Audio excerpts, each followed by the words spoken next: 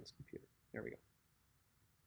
All right, so step one is we went, I'm going to start this again here so I can see the whole process from the beginning for you guys. Is I go to find Lightroom. I hold my finger down on the Lightroom app. Oops. Not that. Sorry. There we go. And I'm going to say take photo. All right, so that is step one. And again, I apologize for it being sideways, but it is what it is. All right, now I'm going to annotate this here and show you. This is where it says auto. So right now, if you were to take a picture with your camera, everything would be automatic. But I'm going to switch this to pro. There we go. So that's step one. Step two, I'm working alone.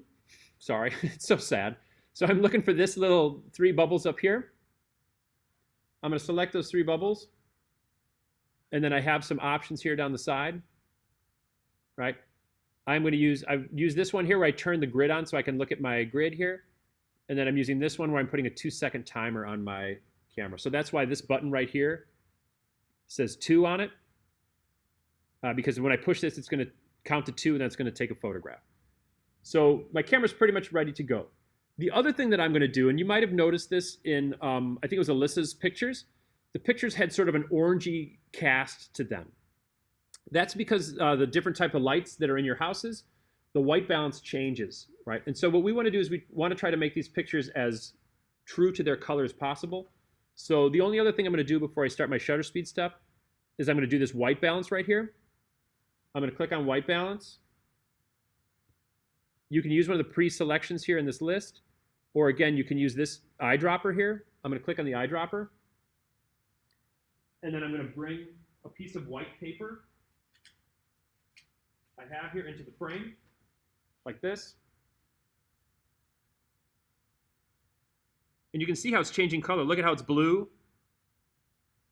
And then it's getting more like the room color. And I'm just going to fill that screen with white. And then I just hit that check mark on the side.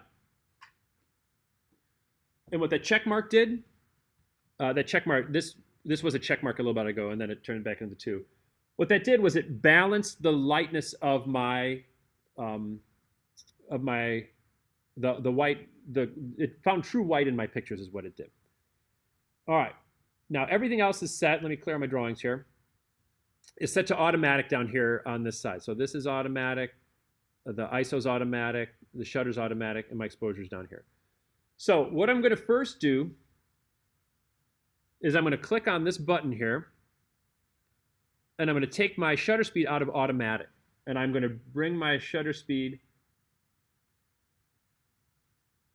like so, and I'm going to try to use as fast a shutter speed as I can. And you can see, remember, with low light here, does a faster shutter speed increase the amount of light entering the camera or decrease the amount of light entering the camera?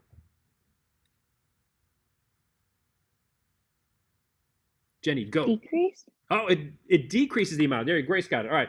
It decreases. So you'll see here, as I increase my shutter speed, that picture just gets noisier and noisier. See how grainy that is? And then as I go fast or slower, see how it smooths out that picture?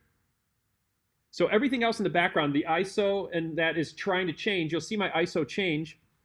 If you keep your eyes on this number here, watch, it changes as well. The camera automatically changes it, right? And it's moving in the opposite direction. So as my shutter speed is becoming more fast, it's becoming faster, it's letting in less light, the ISO is becoming a larger number and becoming more sensitive to light. All right, so I'm going to use a faster shutter speed. I'm going to say, for purposes here, I'm going to say 250, a 1/250th of a second. And that should be fast enough. And then what I'm going to do is I'm going to set up a scene. So in here, I'm going to set this up on my stand here, like so. I'm going to go over there, and I'm going to try. This is where it's good to have help. So if you do have somebody who can help you take a picture, that's awesome. I'm just going to try to do this myself, and I'm going to try to jump. So let's just see what happens here. First of all, I'm going to lock my focus. So I'm going to focus. It's on autofocus, so I should be all right. Here we go. I'm going to see if 2 seconds is enough. All right. Let's see if that works. Hey, it worked! Should have tucked in my shirt. You can see my back showing. Holy moly. All right, so that was perfect. So do you guys see that? How about a thumbs up for that jump? What an effort. Thank you, thank you, thank you, thank you. All right, the things I do for my class, right? All right, so that was a fast shutter speed. As I jumped, I captured one brief little moment in time, right? And then I balanced everything else out. So the ISO and everything was getting the right exposure. Everything was also automatic, but I did my shutter. So what I'm going to do right now is I'm going to give you 5 minutes. I'm just going to time this, and we're going to do this quick. I'm going to give you 5 minutes. So at 27, 29, at 11:33, I'm going to start talking about slow shutter speed. So I'm going to give you 5 minutes. So go out, set your shutter speed to as fast as you can make it without losing light, and then take a photograph. And what I would suggest for fast shutter speed is, should you be in a dark room or a well-lit room? What do you think? Cecilia, what do you think? A dark room or a well-lit room?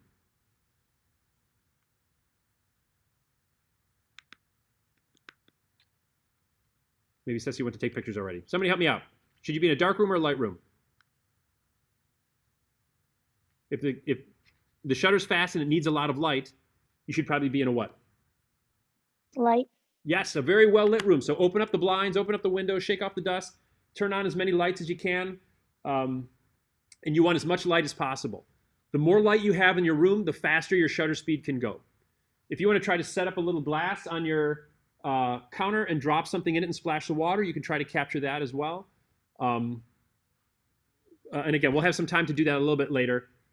But right now, I just want you to go try that. So go ahead, go out, set your shutter speed. I'm going to have you turn this picture in at the end of the hour, so go ahead and do that.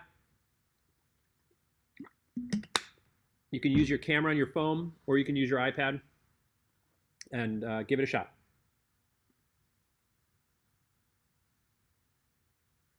All right, so for slow shutter, we're going to do a couple things here. So number one is I am going to go to my settings here, and I'm going to slow my shutter speed down all the way to the end. So I'm going to 1/2 second. But the problem with 1/2 second is, as I slow down my shutter speed, am I letting in more light or less light? It should be pretty obvious here. Am I letting in more light or less light? More. Yeah, I'm letting in more light, way too much light. So what I'm going to do is I'm going to quickly run to the other side of the room here, and I'm going to turn the lights off in the classroom. So hold on a second.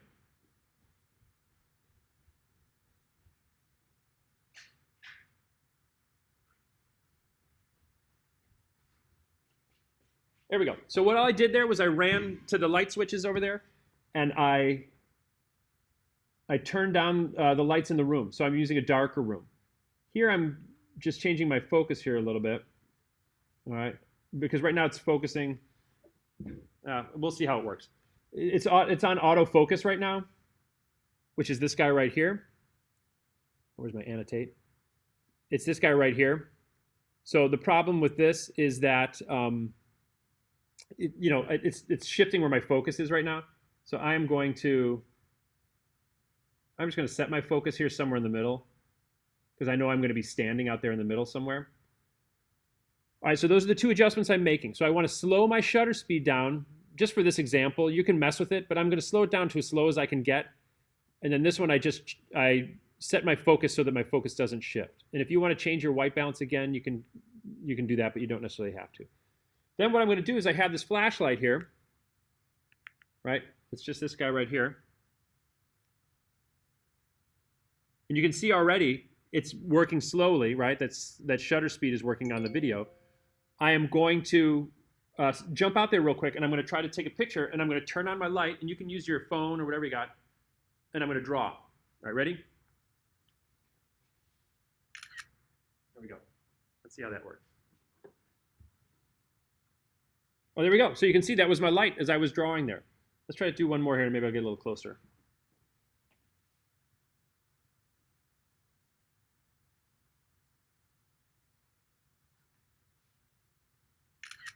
There we go. A little bit out of frame there, but there we go. So that one you can see I'm drawing with my light too. So this is kind of a fun one because, as we looked at some of those other student examples, you saw where they were writing with light. So the longer your shutter is open, the more you can write, the more you can draw. So if you could leave your shutter open for like 10 seconds, you could draw for a really long time. But the only problem is if you open your shutter for 10 seconds, how much light is coming into your camera? A ton, right? A ton of light. So you need to make some adjustments. You need to either adjust your ISO, which is automatically giving us the lowest ISO number it can. You can adjust your aperture, which this camera does not have an aperture. So I'm just going to try to go into a dark, dark room. You know, you could turn off pretty much all the lights in your room and have it like totally dark. Open the shutter and then draw with light, and you can see. Or you could like light your face this way and put the light on your face and do some different experimenting. Okay, so that's part 2. Is then head off and try to capture an example of a slower shutter speed and something that would maybe appropriately use that slow shutter.